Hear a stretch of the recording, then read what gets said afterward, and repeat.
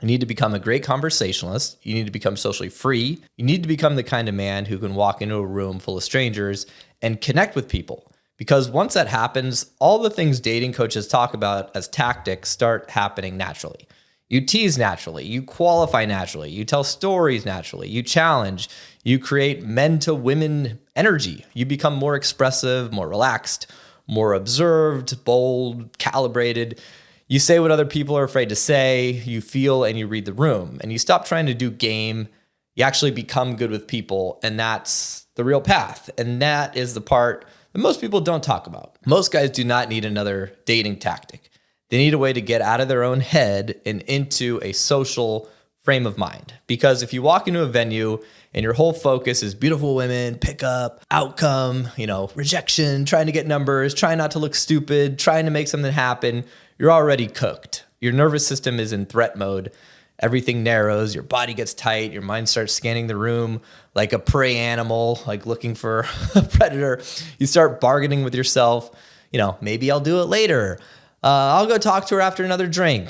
If I get eye contact, I'll talk to her. Maybe if I see the perfect moment, then you do nothing. Or you force yourself into one awkward approach, which is going to go badly. And now you have a story about why this whole approaching thing is not for you.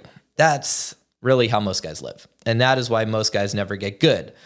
So what should you do instead? Well, this is one of the most profound exercises a man can ever do. Literally, it is life-changing. Pick a venue, ideally one that attractive women frequent, but it really can be any venue, so don't let that stop you. And I want you to go there and literally talk to everybody. Men, women, old people, young people, the bartender, the doorman, the weird guy by himself, couple by the bar, group of dudes, random girl in line. I mean everybody. Your only goal is to talk to as many people as possible. Literally talk to everyone. I want you to be polite, and I want you to do your best to be calibrated. Like, don't be annoying, don't be intrusive or be weird. That's it. You're not sharking around. You're not stalking the best set. You're not building up pressure around female beauty. You're flooding the venue with social energy. You're teaching your nervous system that the room is safe. You're proving to yourself that these are just people. They're not threats. They're not judges. They're not mythical creatures. They're just people. And here's the crucial part that most guys screw up. After each approach, you got to give yourself credit. Like, seriously, give yourself props. Do not obsess over what you said wrong. Do not go neurotic post-mortem after every interaction. Focus on the fact that you had the balls to do an insanely difficult exercise that almost nobody will ever do. That matters. You need to reinforce the behavior. However you want to do it. You can pat yourself on the back and say, good job, hell yeah, good work. Then go on to the next one. Not a lot of time in between. Because if all you ever do is punish yourself mentally, you'll never build any momentum. You have to train your psychology the right way. And I've done this many, many times during my journey. At a certain point, it almost became my default way of going out. I just start talking to everyone when I got there. And what changed everything was this. Once I got out of my head and into a true social state, my anxiety disappeared. And when my anxiety disappeared, my inner social genius came out, I like to say. I was naturally doing all the things dating coaches talked about as tactics, like teasing, qualifying, storytelling. I was displaying higher value, THVing, as they say. I was challenging. I was creating man to women energy. I was socially calibrated. I was saying what everyone else was afraid to say. I was making friends everywhere. I was naturally meeting women and taking them home. But none of that could have happened if I was lurking around a venue, overthinking beautiful women and trying to pick them up.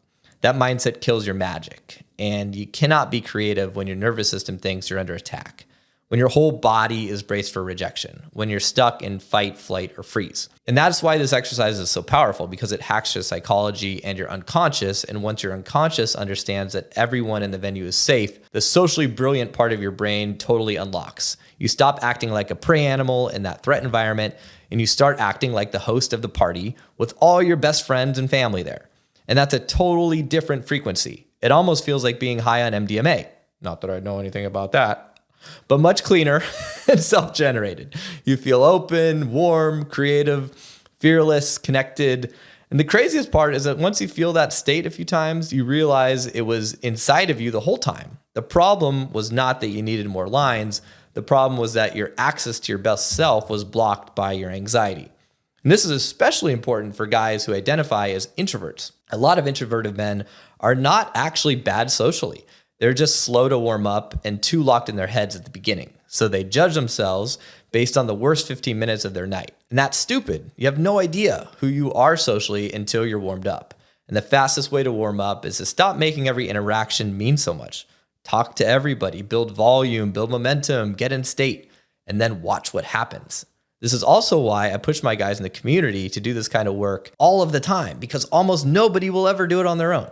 But the guys who actually do things and they do this exercise, they change super fast. Their social skills explode. Their confidence explodes. Their ability to connect explodes. Their ability to meet women explodes. They start making friends everywhere. They become networking beasts. They become the kind of men who can walk into any venue in any city, in really any social scene, and create momentum out of thin air. That's the real power. And ironically, that's what eventually allows you to do what Mark is talking about. Because once you have that level of social freedom, once you have reps, once you have state control, once you have options, once you're no longer outcome dependent, then yes, absolutely, front load some weirdness. Then yes, absolutely, be more bold, more real, be polarizing. And then yes, authenticity becomes attractive because it's now carried by ease instead of need. But that is earned. That's not step one. That's the part that people leave out. So if you're a guy with few options, here's the real lesson. Do not use authenticity as an excuse to skip the work. Do not use being yourself as a cope for staying socially unskilled. Don't use weirdness as a substitute for confidence. Don't use vulnerability as a substitute for value. Build the foundation, become socially free, become a great conversationalist, learn how to enter a room and connect with everyone, learn how to get yourself into a state where your best traits actually come out. Then your authenticity stops being a gamble. It becomes an advantage.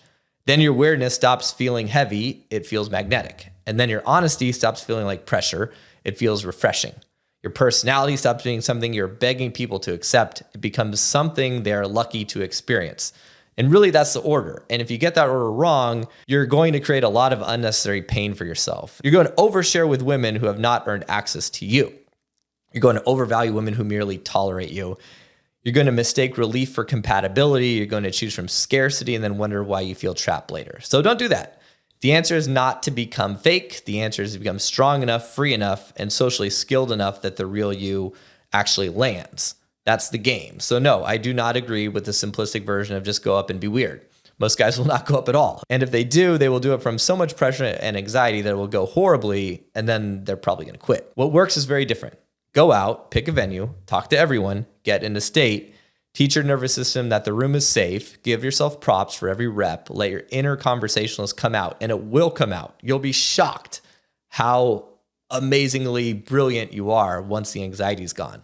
And once that part of you is online, all of the other things people obsess over as tactics will start happening naturally.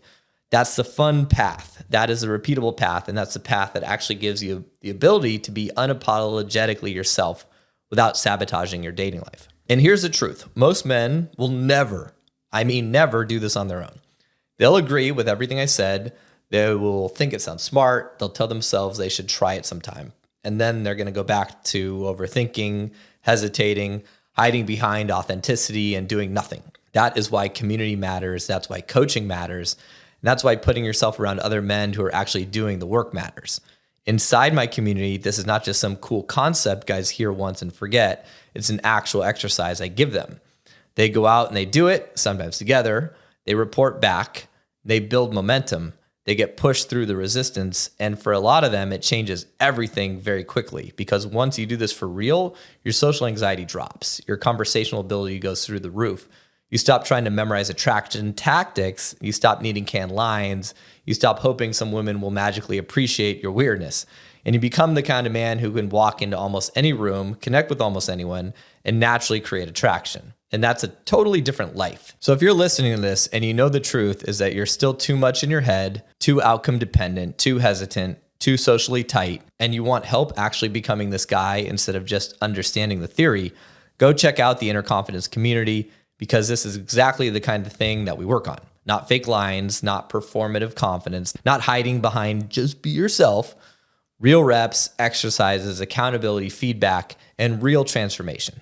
If that sounds like something you need, hit the link, fill out the application. We will see if it's a fit on a call. Because the goal is not to keep consuming content about confidence. The goal is to become a man who actually has it.